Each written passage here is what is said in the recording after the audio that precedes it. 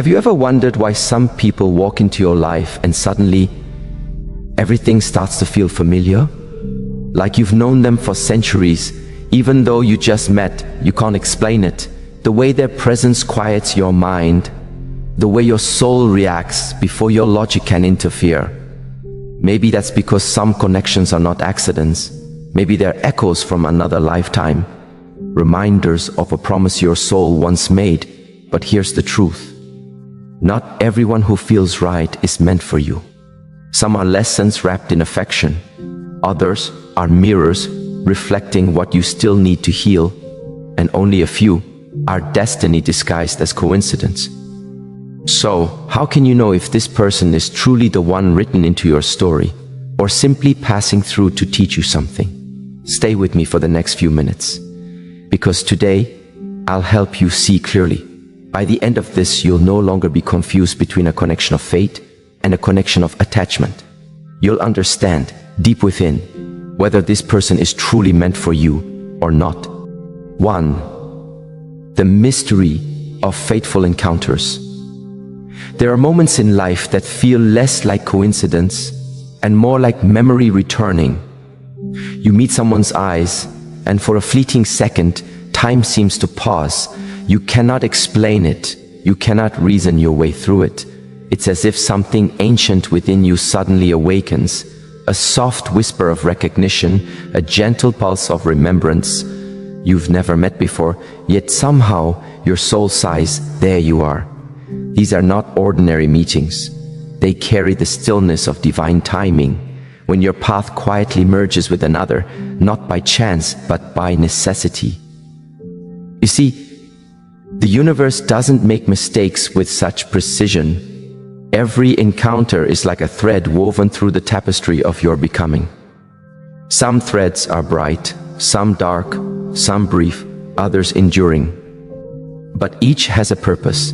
Each adds texture to your evolution. Often, we are too busy asking us why them, when the real question is, why now?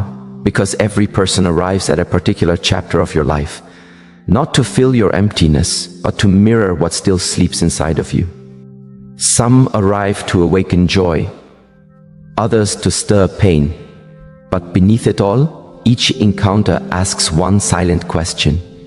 Will you recognize the lesson disguised as love? When a fateful encounter happens, it will not be loud. It will not announce itself with lightning or thunder. It will come quietly, in the middle of an ordinary day, between laughter and stillness. And yet, something will shift within you. Your heart will sense what the mind cannot comprehend. It will feel like destiny, not because it is dramatic, but because it feels profoundly true. This kind of connection does not seek attention. It seeks alignment. You won't need to chase it or force it. It doesn't demand validation because it simply undoes. And in that simplicity, you realize that the most powerful meetings are not found in crowded rooms or through perfect timing. They happen when your soul is finally ready to remember itself through another. Perhaps that's what fate really is. Not two people finding each other by luck, but two souls finding each other when they've healed enough to meet in truth. And so, when life brings someone across your path, and something inside you feels both deeply new and strangely familiar, pause. Do not rush to label it as love or friendship or destiny. Just breathe, let it unfold, because the universe rarely explains itself in the beginning. It only reveals meaning when your heart is quiet enough to listen. Fateful love is not about grand gestures. It is about sacred timing. It is the universe's way of saying, now you are ready to see through the eyes of another who mirrors your own journey. And when that happens, you will know, not with your thoughts, but with the quiet conviction of your being, that something sacred has begun. Hashtag 2. Beyond coincidence. There's something profound about meeting someone whose presence feels written into the rhythm of your life. You can't trace the moment it began, but it feels like you've been moving toward it for years. Every heartbreak, every silence, every unanswered prayer, all seem to lead here, to this intersection of souls. And when you arrive, it doesn't feel forced. It feels inevitable. We often call it coincidence, but deep within, you sense it's something more, a subtle orchestration of moments that only make sense in hindsight. You might wonder, why now? Or why this person?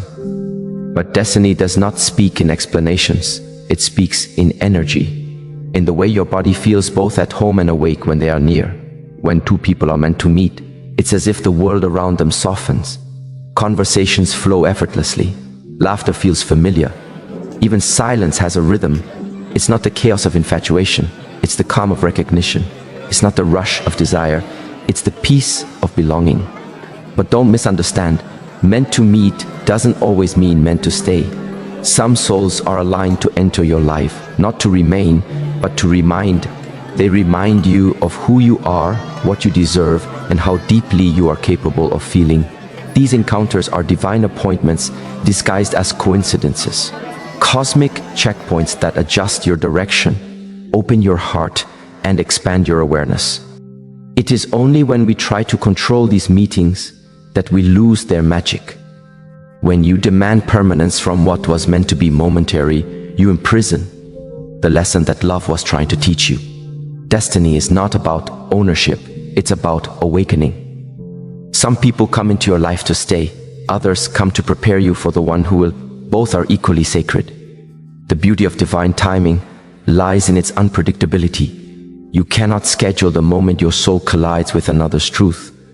You cannot manipulate the unfolding of fate, but you can prepare your heart to recognize what is real. And that recognition is not loud. It is quiet, deep, and steady. When it happens, you feel it, not as excitement, but as a strange stillness. The world doesn't spin faster, it slows down. You stop searching for signs because they become the sign. You stop asking, is this right? Because something in your chest whispers, you already know. So, if you find yourself standing before someone and everything feels unexplainably aligned, don't dismiss it as coincidence. Life is not random. It is responsive. Every vibration you emit draws its reflection back to you. And when your vibration meets its mirror in another soul, that connection feels like remembering who you are and why you've come this far. That's how destiny works. Not through control, but through surrender. You cannot chase what is written for you. You can only rise into the version of yourself that's ready to receive it. And when that alignment happens, when two souls meet in readiness, it feels effortless, timeless, inevitable. That's not coincidence. That's recognition. 3. The soul's recognition. There is a sacred moment when your heart meets someone and words fail to describe what you feel. It's not attraction, though it might begin that way. It's not curiosity, though it may awaken questions. It's something beyond, something that moves in silence, something that feels like a truth. You see, when your soul recognizes another, it doesn't react, it remembers. You don't feel the rush of adrenaline, you feel the weight of calm. The connection doesn't ignite a spark, it rekindles a flame that has been waiting for centuries to be seen again. You don't wonder if they're the one, because every cell in your body whispers, I've been here before. Recognition is not noisy. It doesn't compete for your attention. It commands it with peace. When you're with them, you don't feel the need to perform or impress. You can just be. There's no pretending, no defense, no disguise. And that's how you know it's real. Because your soul feels safe enough to exist without armor. But here lies the paradox. The recognition of a soul does not guarantee a lifelong story. Sometimes, it simply means that two beings have found each other again, in this vast cosmic dance, even if only for a brief moment. And within that meeting, there is purpose. Perhaps they came to remind you of a love you once lost. Perhaps they came to teach you how to open again. Or perhaps they came to help you find peace in your own reflection. The soul recognizes truth, not because it looks familiar, but because it feels familiar. It vibrates on a frequency that your being instinctively trusts. You feel seen, not your persona, not your achievements, not your image, but the raw, unfiltered essence of who you are. And that kind of seeing can change you forever. Because once you've been recognized at that depth, shallow connections can no longer satisfy. Ordinary love feels too quiet, too surface. Your soul begins to crave the sacred, the kind of connection that feels like prayer, not performance. And that craving will not let you settle again for anything less than authenticity. But recognition also brings responsibility. When you meet someone who mirrors your truth, you are called to face yourself, your wounds, your fears, your forgotten dreams. Love reveals as much as it heals. And sometimes, the reason you recognize someone so deeply is because they carry a light strong enough to illuminate your own shadows. And so, instead of asking, "Why do I feel this so strongly?" begin asking, "What part of me is being called to awaken through this?" Because the soul never recognizes another by accident. There's always a purpose, whether it's to grow, to forgive, to remember, or to release. When you meet such a person, honor it. Don't rush to define it. Don't dilute it with logic. Just let it breathe, because recognition is sacred. It is the universe reminding you that even across lifetimes, love remembers its way home. And maybe that's the truest sign that someone is meant for you, when you can sit in silence with them, and every fear falls quiet, when your soul stops running, and your heart whispers, "I'm home," for the mirror of self-understanding. There comes a point when you realize that love is not merely about finding someone who fits the image in your mind. It is about meeting the reflection of your own evolution. Every person who walks into your life holds a mirror, showing you the state of your soul more truthfully than you can see it yourself. When you fall in love, you don't just see them, you see on you, revealed in ways that both soften and unsettle you. Their presence brings to the surface what you have hidden, buried, or denied. That is the paradox of love. It beautifies and exposes at the same time. You begin to understand that every connection you've ever had wasn't just about the other person. It was about your readiness to meet yourself through them. You see, love is not a hiding place. It is a revelation ground. The people who stir something deep in you are not here to complete you. They are here to awaken you. When you meet someone and your heart starts to ache, not from pain but from remembrance, that ache is a signal. It is the soul saying, "Look here. This is where healing wants to happen." When you encounter a person who draws out your joy, it's your capacity for happiness that is being reflected.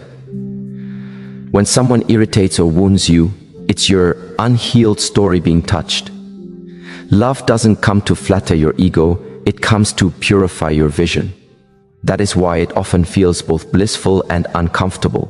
Because you are seeing truth through another's eyes. In those moments of deep connection, pay attention. Ask yourself, what part of me is being mirrored right now? Is it my compassion or is it my fear? My confidence or my insecurity? Every reflection is sacred if you are willing to see beyond the emotion.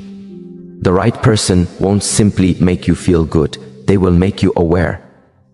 And that awareness, though sometimes painful, is the doorway to growth. Because love's purpose has never been comfort alone, it has always been transformation. The person meant for you will not protect you from growth, they will inspire it. They will challenge your self-perception, confront your patterns, and stretch your understanding of what it means to give and to receive. They won't rescue you from yourself, they will help you rediscover yourself. And that is the highest form of partnership. Not two people clinging to their illusions, but two souls brave enough to face their reflections together. To say, "I see your shadow, and I still choose your light." To hold space for each other's imperfection while becoming more whole in the process. That is not weakness, that is divine courage. The courage to see yourself in another without running from what you find. So, if love has brought someone into your life who triggers both your beauty and your brokenness, don't run from it. Sit with it. Let it show you where you are still healing, where you are still closed, where you still hide from yourself.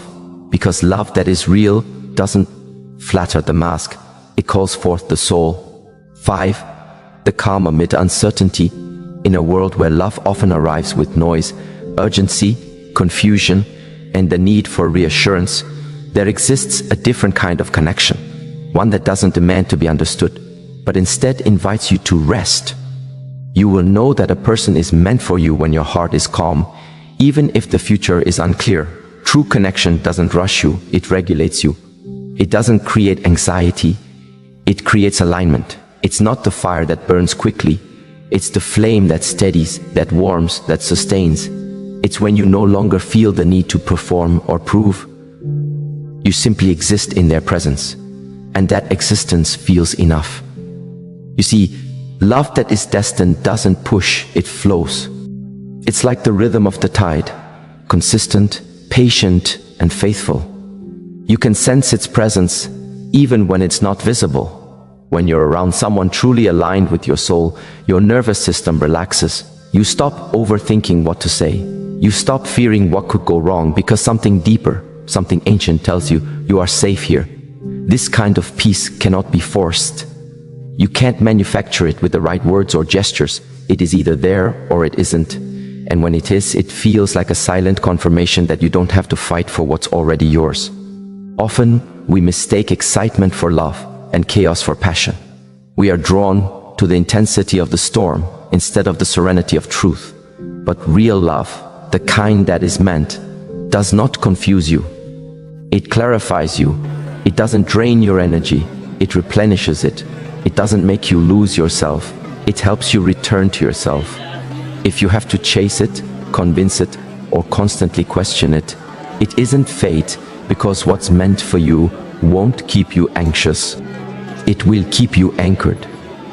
In that calmness, you begin to understand that love is not a rush to a destination. It is the deep exhale of presence.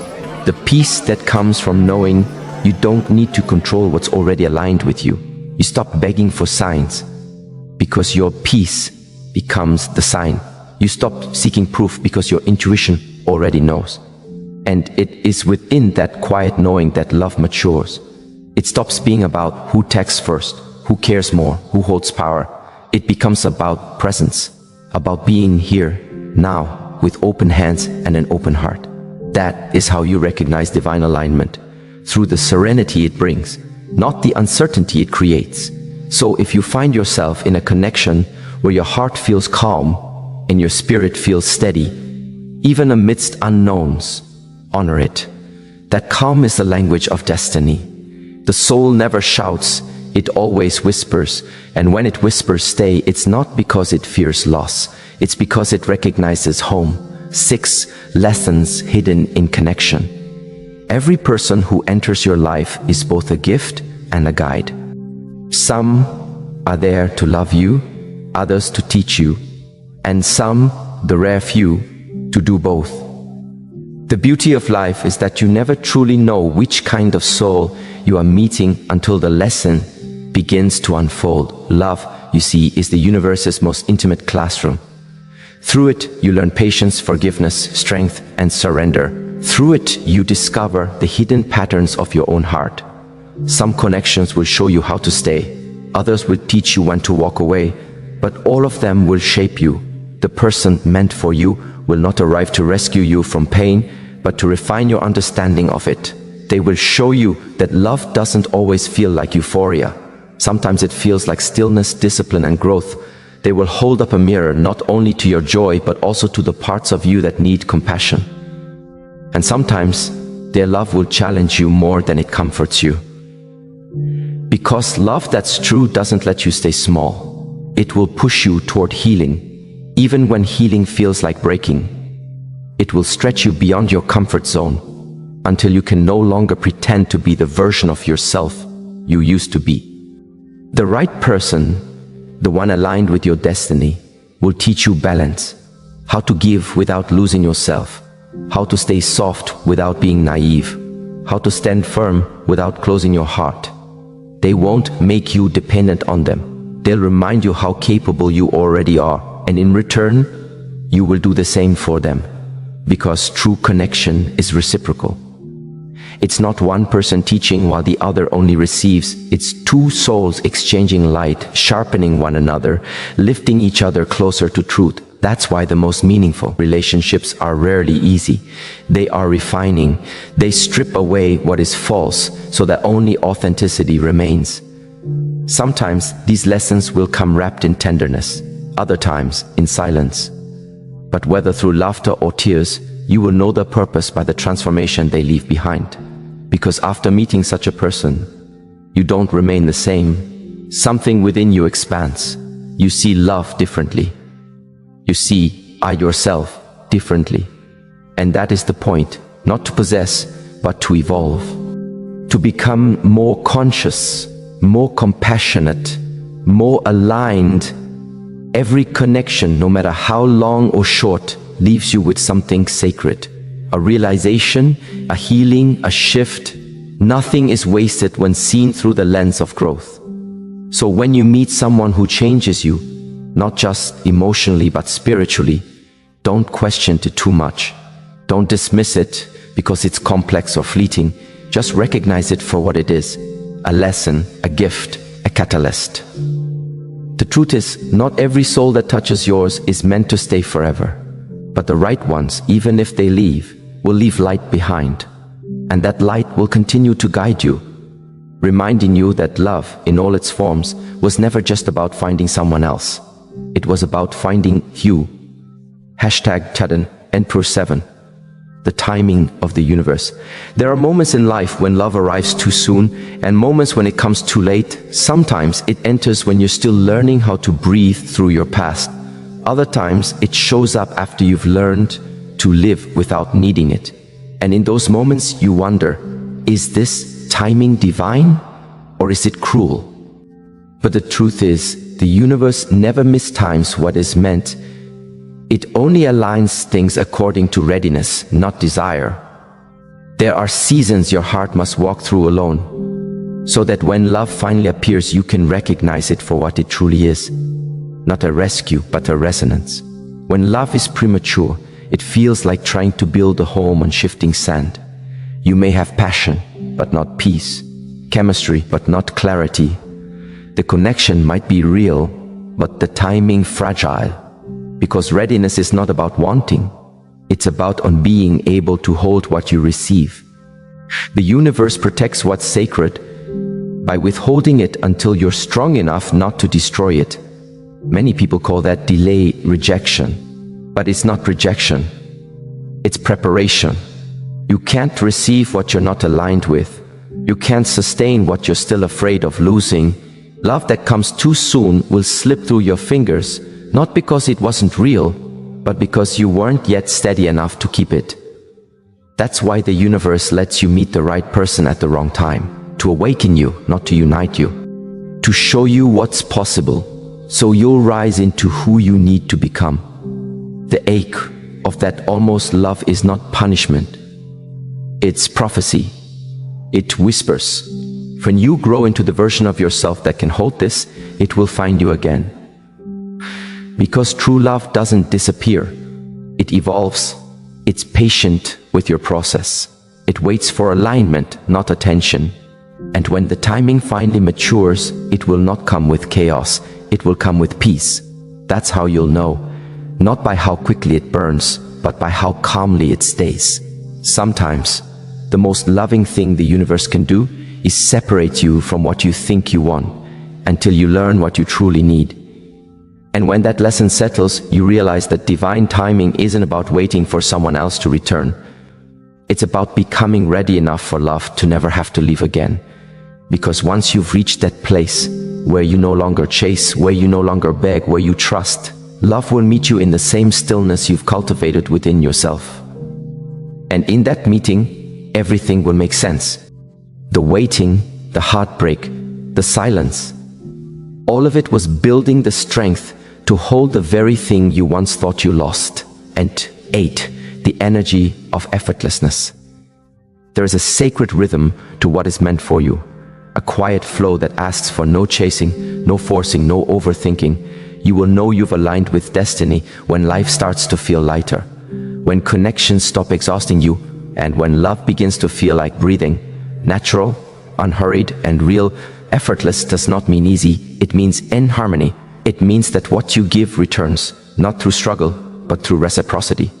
It means you no longer try to prove your worth in order to be loved. You have already embodied it.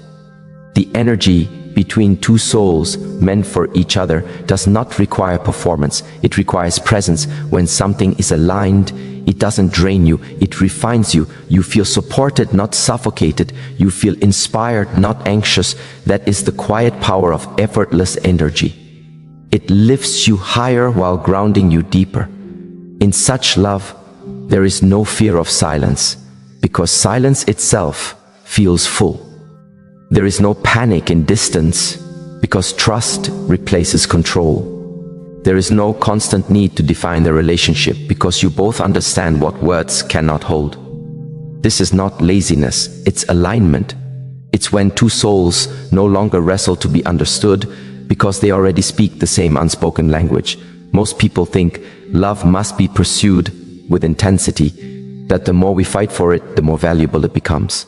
But destiny is not something you wrestle for, it's something you enterize into. You don't chase what's written for you, you evolve into the frequency that calls it forth. When something flows effortlessly, it's not because you're doing nothing, it's because you've stopped doing too much. And you stopped overthinking, over-explaining, overextending. You step back into your natural state of worthiness. And in that stillness, what's meant for you recognizes you instantly.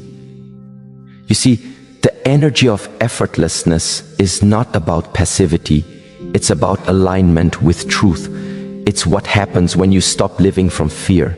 Fear of loss, fear of rejection, fear of loneliness, and start living from peace.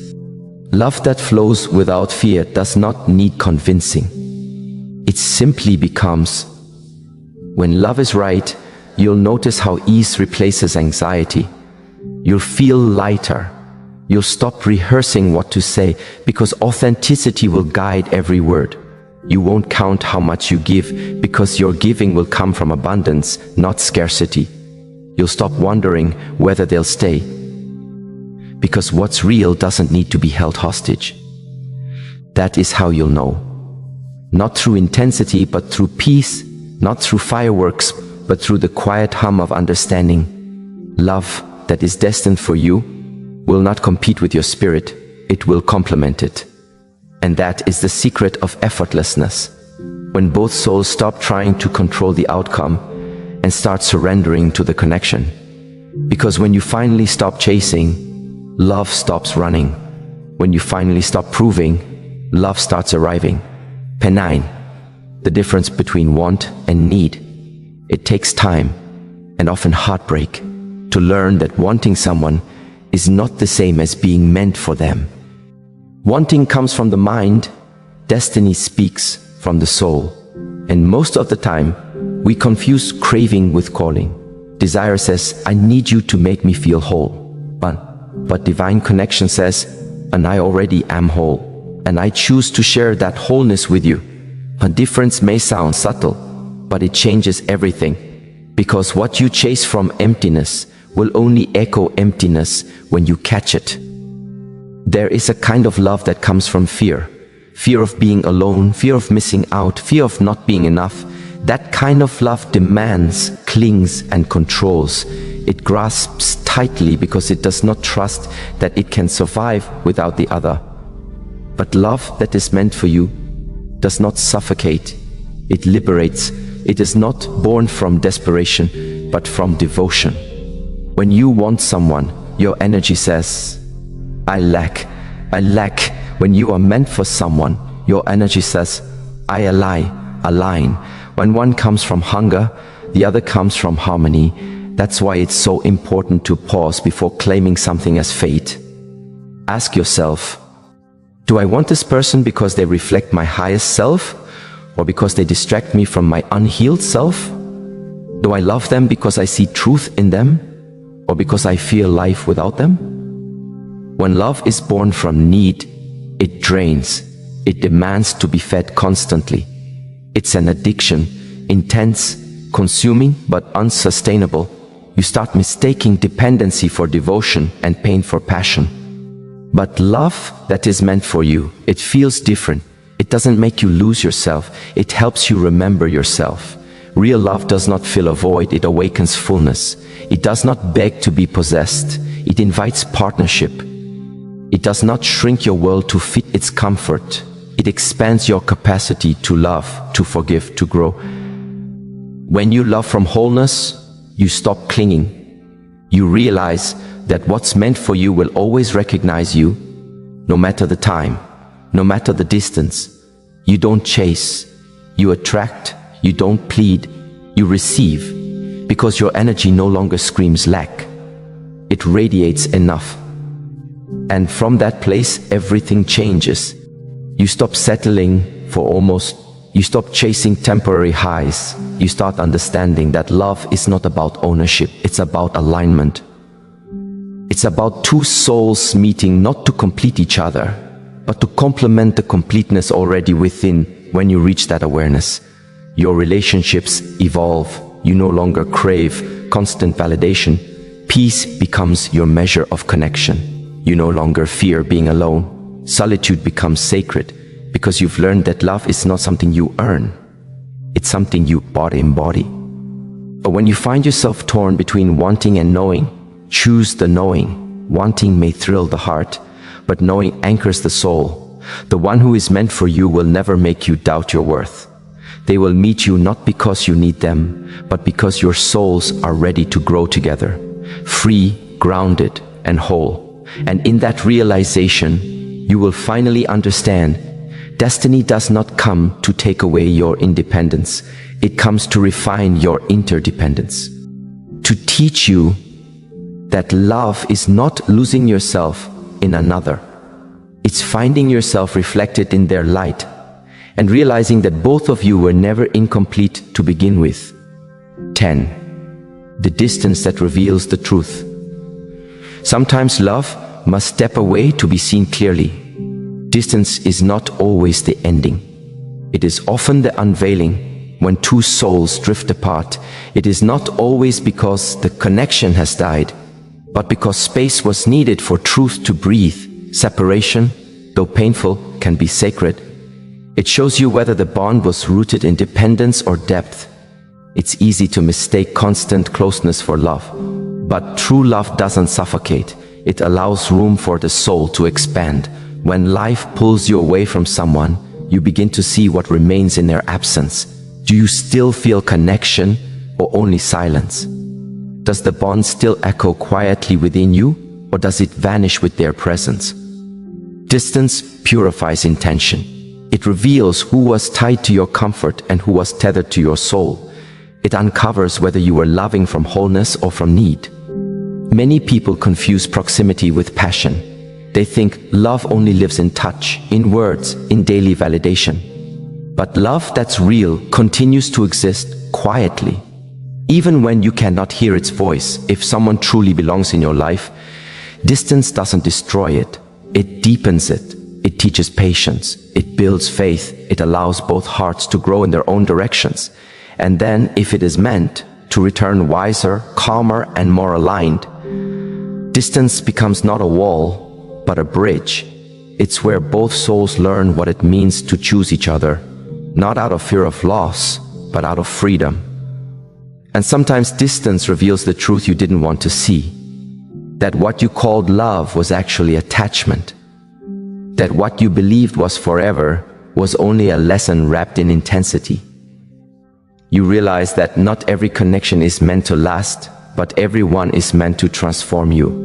When you learn to stop fearing distance, you stop clinging. You begin to trust that what's real doesn't fade.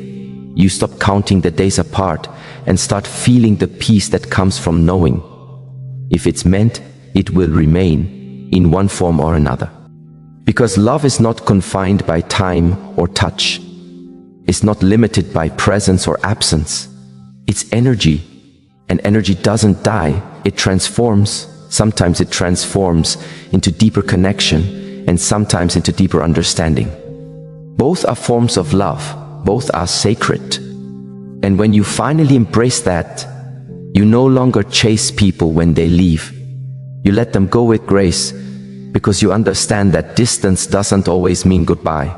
Sometimes it's simply God giving both hearts the room to breathe, to heal, and to become ready for something truer. 11. The healing in silence. Silence can be one of the hardest teachers in a world that glorifies constant communication. Silence feels like rejection, like indifference, like abandonment, but often silence is not punishment. It's a divine invitation to listen deeper, to hear the voice beneath the noise, to meet yourself without the distractions of another's energy. When love falls silent, we panic.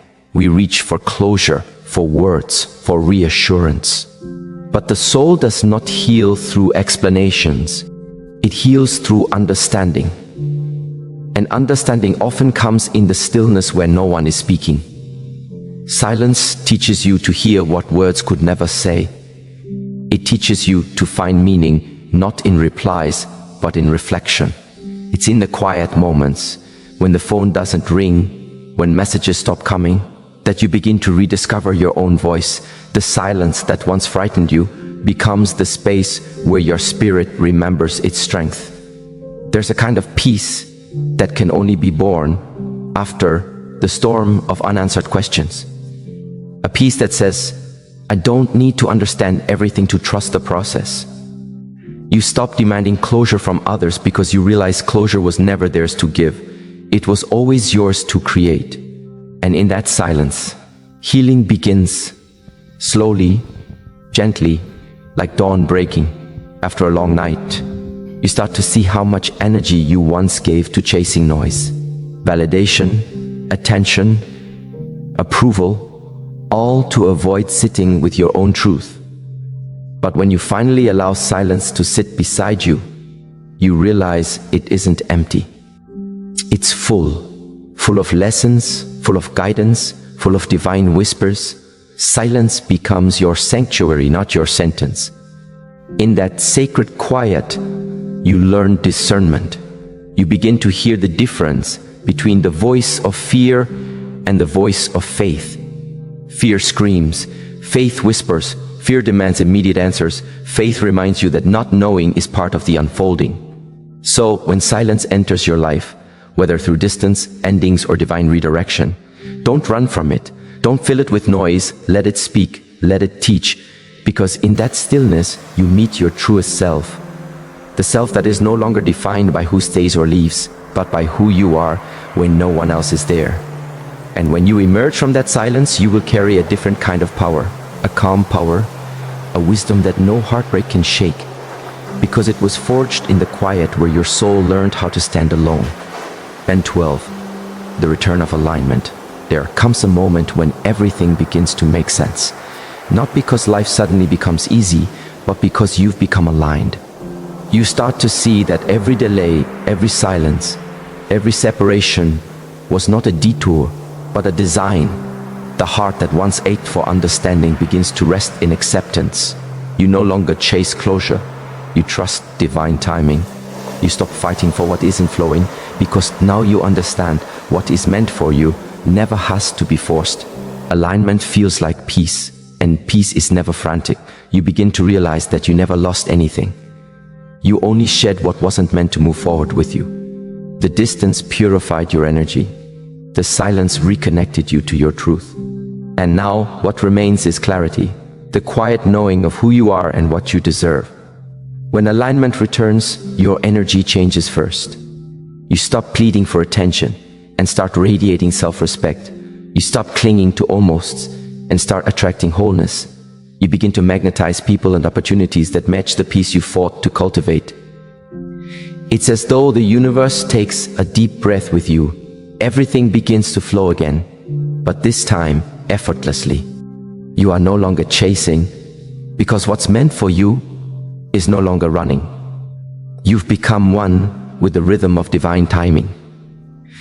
Alignment doesn't mean perfection. It means truth. It means your inner world finally matches your outer choices. It means you no longer betray your intuition to please others. You no longer mistake pain for passion. You no longer confuse loneliness with love. You've learned to walk with grace, even when the road is uncertain. And then something beautiful happens. The very things you once begged for begin to find their way back.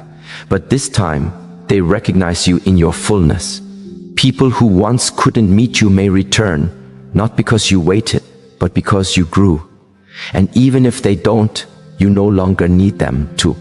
You've become whole enough to love without possession and to release without resentment. That is what true alignment feels like.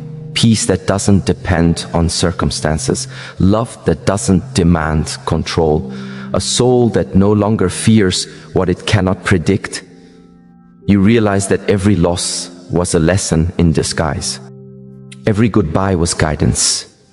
Every unanswered prayer was redirection. Life was never denying you, it was refining you. And now, what you attract reflects that refinement. Alignment is not the end of the journey. It is the beginning of a higher one. The place where you no longer chase energy, but flow with it. Where you no longer beg for love, but become love. Where you no longer fight to be understood. Because peace has become your language. And from that still, sacred place within, you finally understand that everything, the distance, the silence, the waiting, was never punishment. It was preparation. You were being prepared to love from wholeness, to live from wisdom, and to trust that what is meant for you can never miss you. Because now, you are fully aligned with it. Shun, the reconnection of souls Tontain. Sometimes two souls must travel their separate roads before they can truly meet again. Not to start over as strangers, but to meet with new eyes. Eyes that have seen pain, learned patience, and discovered the quiet power of becoming whole. What once felt like an ending begins to unfold as a returning. A quiet reconciliation, not born of need, but of understanding. When souls reconnect in alignment, it doesn't come with the chaos of the past. There's no begging, no grasping, no trying to convince the other of worth. There is peace, the kind that comes when both have walked through their own deserts and learned to drink from their own wells. It's as if time itself has bowed in reverence, saying, "And now you are ready to love, not from emptiness, but from overflow." Reconnection isn't always visible. Sometimes it happens in the spirit before it ever manifests in the flesh. You begin to feel their energy shift. The anger softens. The resentment dissolves. The lessons you both endured begin to make sense. And instead of wondering why you drifted apart, you begin to see the perfection in every delay, because had you met before, healing, you might have destroyed what was sacred. You might have mistaken attachment for destiny or control for care. But now, after the storms, you see clearly. Love isn't possession, it's permission. Permission for another soul to be exactly who they are, even if that means they walk a different path for a while. When two souls are truly meant, the world finds a way to weave them back together, not through force, but through flow, through the unseen choreography of divine timing, through the whispers of intuition that say, "Friend, this is home." Man, even if the reunion is not physical, there is peace. Because real love transcends distance, titles, and time. It exists quietly in the unseen, a current between souls who have recognized each other beyond words, beyond conditions. 14. The maturity of love, when it matures, stops trying to fix, it stops trying to own, it stops needing to prove itself through grand gestures or endless reassurances. It becomes simple, steady, and deeply secure. A presence that no longer shouts, but hums quietly like a heartbeat you can always trust. Mature love understands that closeness doesn't mean constant contact, it means consistent care. It knows that space doesn't diminish love, it deepens it. The more you grow individually, the more you can offer collectively, because real love isn't about losing yourself in another, it's about finding yourself alongside. Another immature love says, "I need you to make me happy." Mature love says, "And I found happiness within me, and I'd love to share it with you." One is rooted in fear, the other in freedom. Fear wants to possess, freedom wants to bless. This is why most people mistake intensity for intimacy. They chase the high, the spark, the constant adrenaline of passion. But true love often arrives quietly. It doesn't shake your ground. It steadies it. It doesn't confuse you. It clarifies you. It doesn't drain your energy. It restores it. Mature love doesn't run at the first sign of discomfort. It knows that growth often feels like friction. It doesn't look for perfection. It looks for peace. It doesn't keep score. It keeps faith. It forgives quickly and communicates gently. It no longer uses silence as punishment, but as a moment of reflection. When love matures, ego dissolves. You stop needing to win arguments and start wanting to win understanding. You stop trying to be right and start choosing to be kind. You stop demanding that someone love you your way and begin to learn their language of love. And perhaps most beautifully, you stop fearing endings. Because when love matures, you realize that nothing real can ever be lost. You don't hold on out of desperation.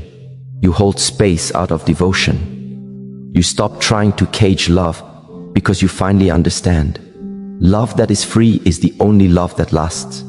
When you love this way, you stop chasing compatibility and start cultivating connection. You stop asking, are they my type? And start asking, can we grow together? You stop looking for someone to complete you and start looking for someone who complements your peace.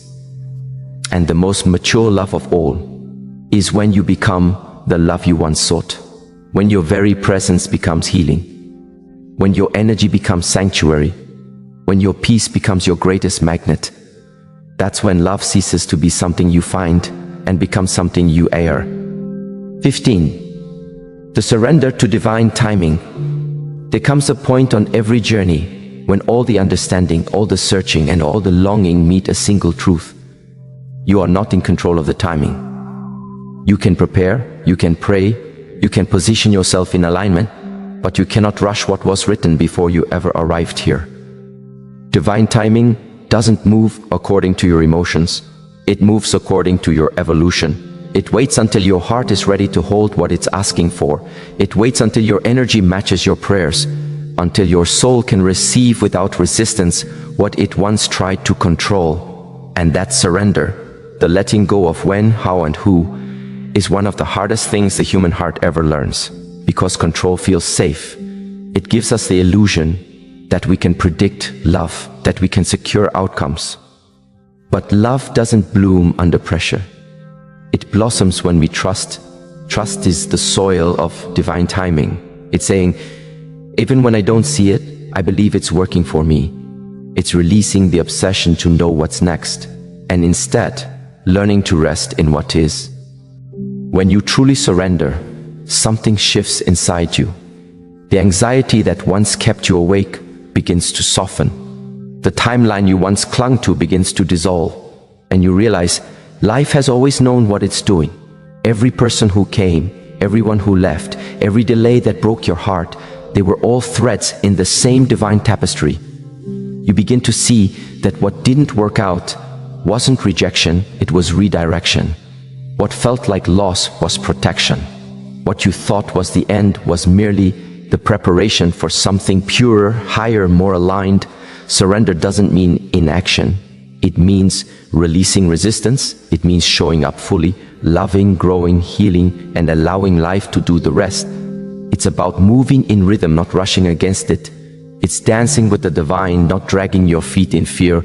And the most powerful moment of all is when you realize you no longer need to chase alignment. You are alignment. You've become so still, so grounded, so connected that what is meant for you cannot help but find you. That is the beauty of surrender. It doesn't make you weak. It makes you wise. It teaches you that faith is not passive. It's active trust. It's walking without proof and still smiling because you know what's coming is already yours in spirit. When you finally let go of the timeline, life begins to surprise you. Opportunities flow in without effort. Love finds you when you're not looking. Peace greets you where you once felt chaos. It's as though everything that was once running from you suddenly turns around and says, "Now that you're ready, here I am." And in that moment you understand, divine timing was never about waiting, it was about becoming the person who can hold the blessing, nurture it, and never lose themselves within it. So you stop asking, "When will it happen?" and start whispering, "Whenever it does, I'll be ready." Because readiness isn't about knowing what's coming. It's about trusting who you've become. That's the sacred power of surrender. When your heart no longer rushes, because it finally remembers that everything meant for you moves on eternal time. And in that peace, you no longer chase fate. You rest inside it. 16. The divine mirror. Every person who crosses your path carries a mirror. Some reflect your beauty, others your wounds, and a few your truth. They arrive not just to share moments, but to awaken parts of you that were asleep. And while some mirrors are gentle, others are shattering. Yet both are necessary, because without reflection, there can be no realization. The soul does not evolve in comfort. It evolves through recognition, the sacred, sometimes painful acknowledgement of what still needs healing. So when someone's behavior hurts you, pause before reacting. Look deeper. Ask, what is this showing me about myself? Because often, the people who trigger you the most are not here to harm you. They're here to reveal you. When you fall in love, that person becomes your most intimate mirror. Through them you see your capacity for compassion, patience, forgiveness, and vulnerability. But also through them, you encounter your shadows: jealousy, fear, pride, insecurity. Love exposes what you hide from the world, because only in seeing your reflection clearly can you evolve beyond it. This is why some relationships feel so intense. It's not because the bond is toxic, it's because the reflection is powerful. You're being invited to face yourself, to see your own light and darkness dancing together, to recognize that the qualities you adore or resent in another are often the ones you carry within. When you understand this, you stop blaming others for your emotional storms. You stop saying, "They hurt me," and start saying, "They revealed what was unhealed in me." That's where empowerment begins. When you take back the mirror and use it not to judge, but to transform, and then something miraculous happens. The same patterns that once repeated endlessly begin to dissolve. Because when you heal the reflection within, life no longer needs to send it to you again. Every mirror, once understood, becomes wisdom. Every connection becomes sacred. Not because it lasts forever, but because it forever changes you. Love, in its highest form, is not about finding perfection. It's about finding truth. It's about looking into someone's eyes and seeing both your reflection and your redemption. When you finally meet that awareness, relationships stop being places of pain and start becoming temples of awakening. You stop searching for someone to complete you and start honoring those who help you remember who you already are. That is the divine purpose of love. Not to fill your emptiness, but to reflect your fullness back to you until you believe it. 17. The quiet knowing. After all the mirrors, all the lessons, and all the journeys through distance and silence, there comes a moment, quiet, subtle, almost imperceptible, when you just know. You stop asking, "And is this person meant for me?" Because something deeper begins to answer. It's not logic, it's not emotion, it's knowing. That deep, peaceful resonance that lives beneath the noise. It doesn't rush, it doesn't argue, it simply is. When someone is meant for you, their presence feels like exhaling. After years of holding your breath, there's a sense of recognition, not in the mind, but in the soul. You don't need to analyze every word or decode every silence, because their energy speaks fluently to yours. You feel safe, not because they promise not to leave, but because you no longer fear what will happen if they do. This quiet knowing doesn't shout, "They're the one," it whispers. This is peace, and peace, when it's real, never feels uncertain.